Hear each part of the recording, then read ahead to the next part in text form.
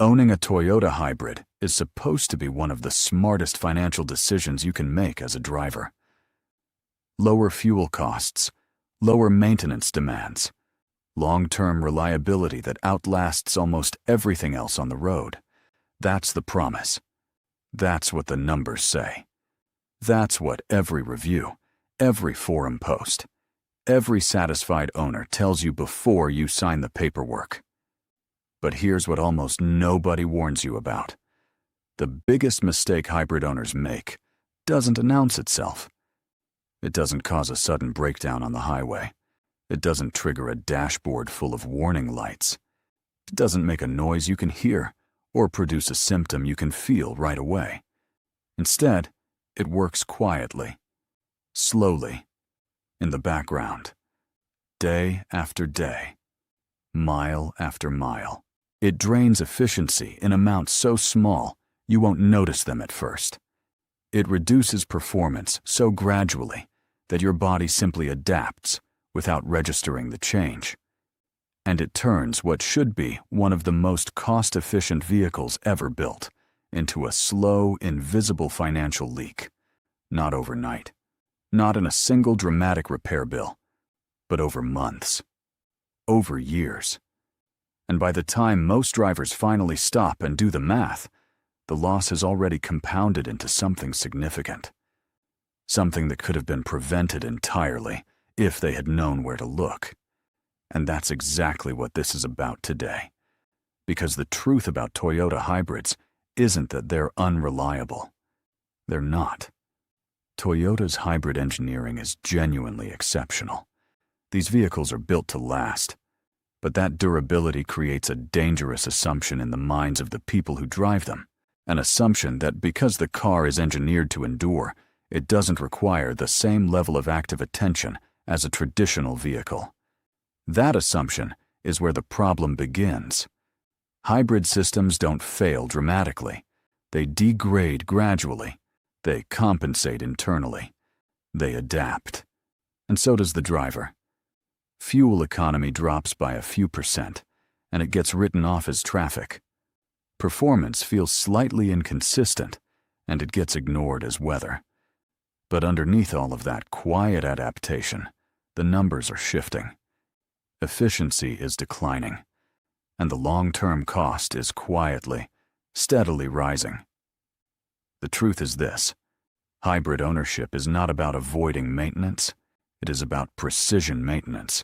Because in a system as carefully calibrated as a Toyota hybrid powertrain, small oversights do not produce small consequences. They compound. A minor efficiency loss here, a slight restriction there, a habit repeated thousands of times over. And over time, you are no longer driving the vehicle you paid for. You are driving a version of it that operates below its designed potential, below its advertised efficiency, and well below the savings you were counting on. So let's go through exactly how this happens. Starting with one of the most overlooked systems on the entire vehicle, the hybrid battery cooling system. Your Toyota hybrid battery generates heat during normal operation, significant heat, and it relies on a dedicated airflow system to regulate its temperature and keep it performing within optimal parameters. What most owners don't realize is that this system draws air from inside the cabin, through vents that are often located near the rear seats or beneath them. And those vents accumulate dust, pet hair, debris, small obstructions that build up so gradually that no single day feels any different from the one before it. But here's what's happening beneath the surface while those vents slowly clog. Cooling efficiency drops. The battery operates at higher temperatures than it was designed for, and elevated temperature is one of the primary accelerants of battery degradation. Charge efficiency decreases. Electric assist output drops. The system shifts more of its workload onto the gasoline engine to compensate, and the gasoline engine, running more frequently than the hybrid's designers intended, burns more fuel. The result is an efficiency curve that bends downward so slowly, you'll almost certainly miss it. But it is bending. and the cost is accumulating. Not in a repair bill you can point to. In fuel you didn't need to burn if the vents had simply been kept clean. Now, layer on top of that the effect of driving behavior. Because this is where a lot of hybrid owners unknowingly undermine their own investment every single day. Toyota's hybrid system is engineered around smooth, predictive driving. It is designed to maximize the time spent in electric-only mode, to harvest maximum energy through regenerative braking, and to transition seamlessly between power sources in a way that keeps fuel consumption as low as possible. The entire powertrain logic is built on the assumption that the driver will give it something to work with. Aggressive acceleration disrupts that entirely. Hard throttle inputs force the gasoline engine to engage earlier and stay active longer. They reduce or eliminate the window for electric-only operation. They generate heat across multiple systems simultaneously. And they shift the energy balance of the entire drivetrain in a direction that costs you money with every press of the pedal. It's not about driving like a machine. It's about understanding that in a hybrid, your inputs are part of the system. The car responds to how you drive it.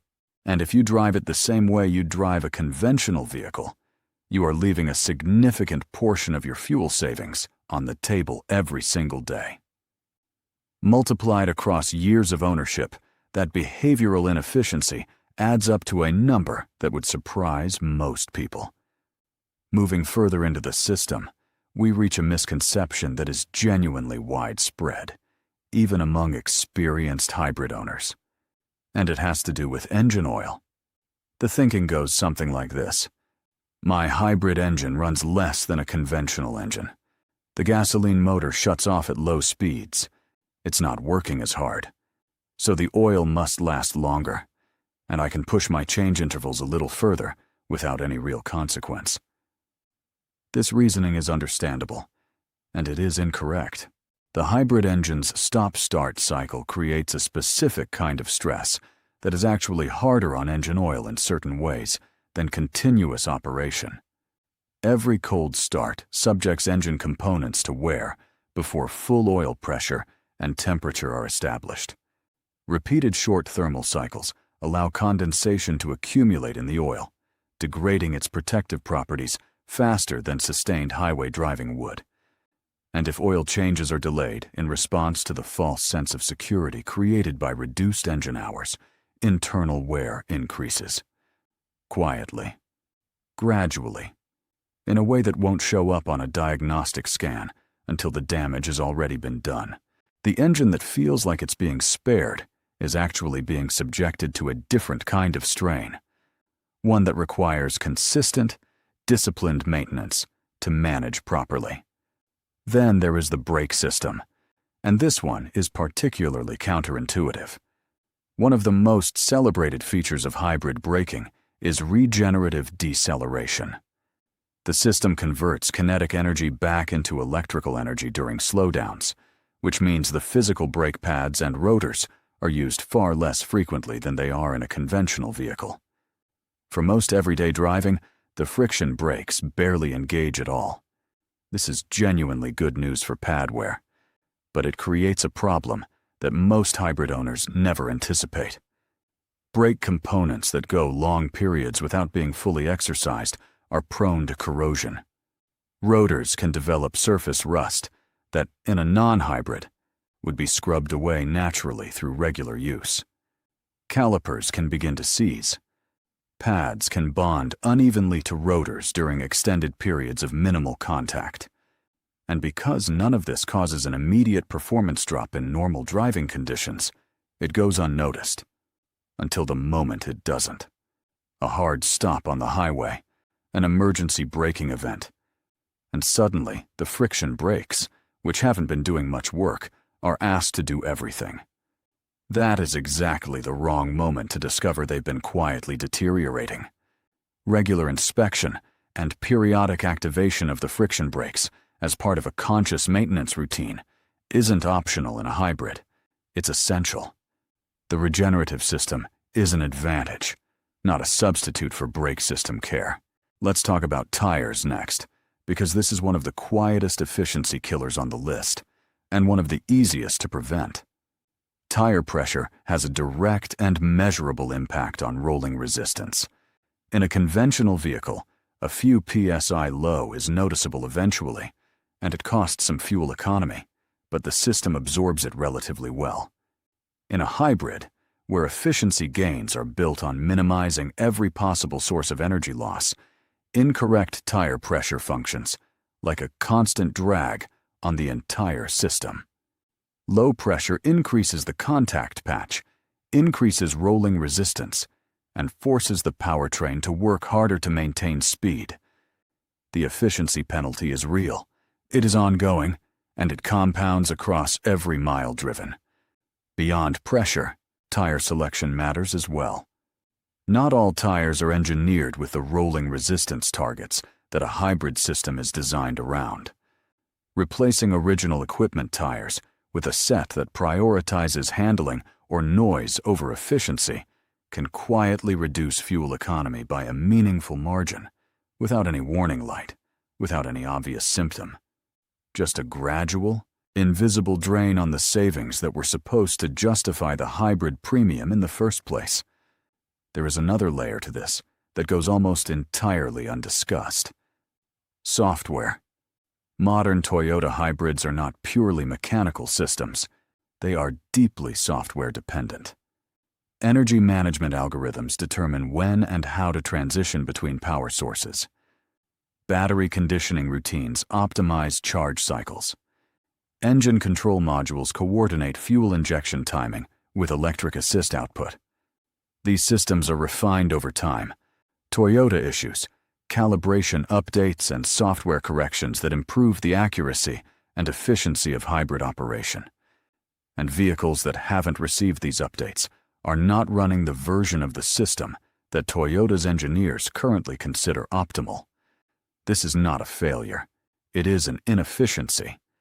But inefficiency, as we've established by now, is the mechanism through which hybrid savings quietly disappear. And here is the critical thing to understand about all of this.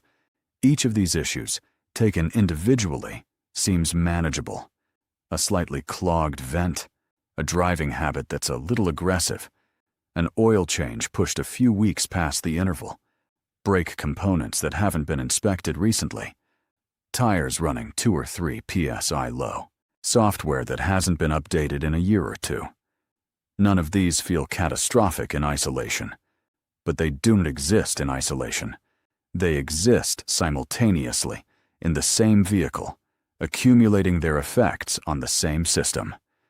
And when a hybrid powertrain is operating with reduced battery cooling efficiency, suboptimal driving input, degraded engine oil, compromised brake components, elevated rolling resistance, and outdated control software all at the same time, the compound effect on total system efficiency is substantial. You are no longer saving what you were promised.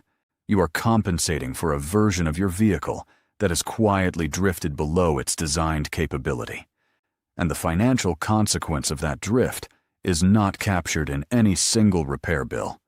It lives in the accumulated difference between the efficiency you should be experiencing and the efficiency you are actually getting.